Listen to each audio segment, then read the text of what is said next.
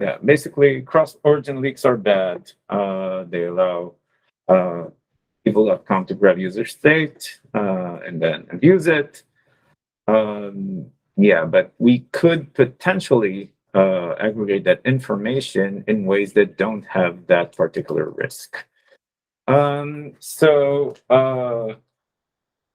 we have some efforts happening now around attribution reporting. There's a proposal for an attribution reporting API that reports around ad conversions, where the browser essentially sends an encrypted aggregatable report to the origin.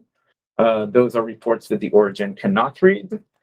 They are comprised from a key and a value where the dimensions of the report are tucked nicely into the key. And then the origin sends those reports to an aggregation service. The aggregation service has the keys. It's trusted in various ways. And then the aggregation service turns them into summary reports. Charlie, please tell me if I got anything of that wrong. That's all fine. It's good. Okay. So maybe we can do the same. There are a lot of information that is either currently a cross-origin leak of various severities that we are trying to get rid of. And this will enable us a better path of doing that without taking that information away from people who are currently using it. There are other types of information that we can that we would like to have and never were able to, and this would potentially enable us to do that. And if I were to go over the various types of information, so we have navigation redirect times that we're trying to kill and basically move the time origin to a point after all cross-origin redirects happened. And last time we talked about this, a lot of people were upset about potentially losing that information. So this will enable us a way to do that kind of migration without taking that information away. Same goes for DNS resolution times, where we essentially realize that currently they are blocked on tau, but the DNS server is in some ways not the origin's data to give. So an opt-in from the origin is in some ways weird for when it comes to DNS resolution times, and reporting them in aggregate solves all the use cases for which we are trying to report DNS.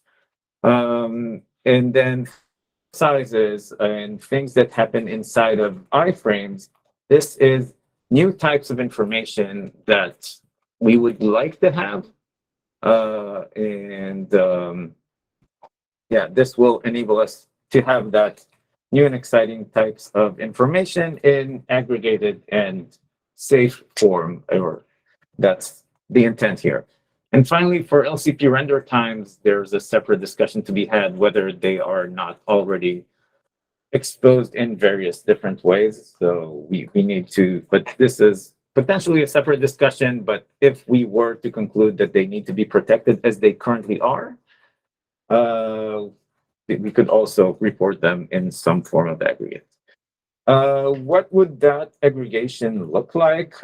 Basically, a made-up name for the API that will tell the browser, I'm interested in this particular feature, in this particular piece of data, and please send it to this endpoint origin or endpoint URL, depending on how aggregation is done, where the feature is the type of data reported and the key is the dimensions.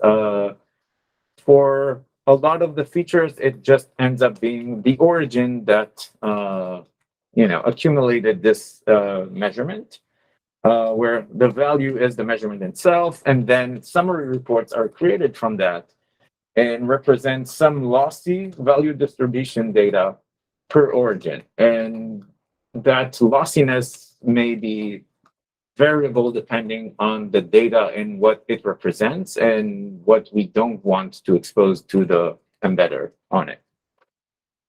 And when we're talking, like when I said hashed origin, because we have to trim everything down to 128 bit, then like we will need to have predefined hashing for the origins, and then to stuff them into those keys, and that would also require run providers or folks who are interested in collecting that information to create various hash tables or rainbow tables or whatever of popular origins that they want to know the hash of, and then do that kind of translation when reporting that to their dashboards, their users. There are some things that aggregation can't give us. We won't be able to have specific URLs because hashing a URL, URLs won't into the key, and hashing URLs would be, would create too many potential hash values for that to be useful. Like we could hash the URLs, but then reverse hashing the URLs could potentially be very hard. But maybe Ian is giving me the look here, so maybe we could do that for maybe for popular URLs. This is useful. I don't know. Not everything can be a dimension of a specific measurement. For example, we talked about next hop protocol, and maybe dropping that or modifying the way that we currently report it.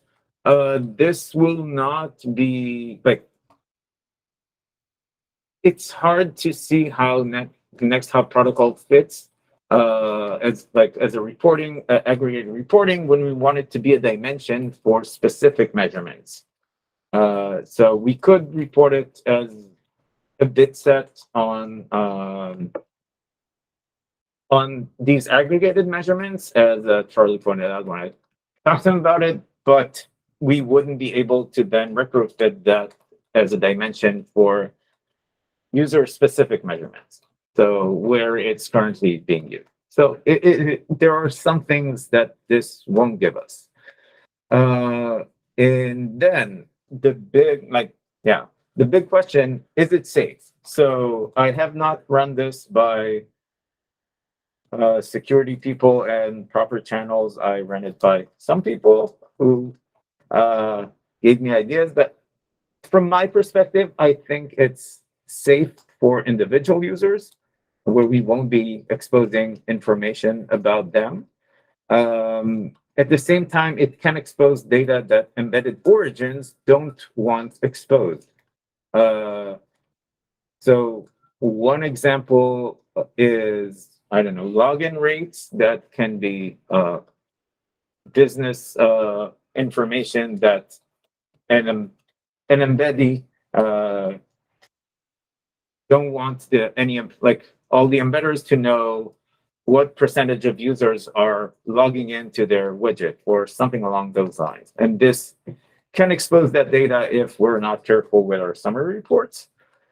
I think that summary reports could be made lossy enough to avoid it by enabling only a very limited number of buckets, to the extreme, maybe just 2 buckets, where we have, we can see some sort of a bimodal, like the measurements from any bimodal distribution, but not much more than that.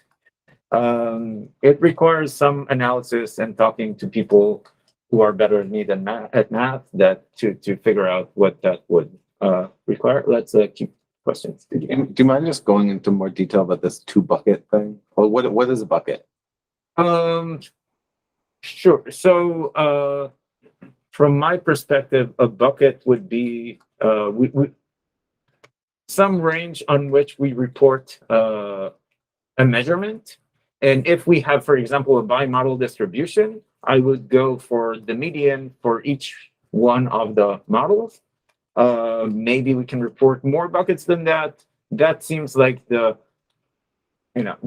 least useful number that I don't think exposes anything super secret. But yeah, remains to be seen. And then finally, For alternatives, there's also the private aggregation API that is being worked on, where we have a worklet that gets all the data it needs, but it cannot communicate that data to anyone in any other form other than aggregatable reports. And then each site or each run provider, they build their own scheme, and then summary reports are being sent. It's unclear to me we would be able to reason about those summary reports and limiting the amount of information they expose in the same way that we can if we know what the data is. But I could be wrong, and this could be a point of discussion. Oh, and one more thing, like when we were talking about use cases earlier today, we were talking about use cases for when talking to the accessibility folks. Another use case to expose with that kind of a mechanism is unrelated to performance, but generally for accessibility users. We cannot expose that a particular user is an accessibility, like a user that enabled assistive technology, but we could expose that potentially in aggregate without requiring any limitation, because this won't be cross-origin information. This would be same origin information, but sensitive information about the user that we don't want to expose otherwise. And there could be other examples as well. So I looked at it from a cross-origin information angle, but there could be other angles where this kind of reporting can be useful. And I wrote up a document. It should have common access to the world. So I'd love to continue this discussion right now, but then later on the doc itself, if folks are interested and in more details and seeing how those things are constructed. And with that, I think that's all I had. So we can discuss. And can you stop the recording? Is there a queue here, or do we just speak? We raise our hand.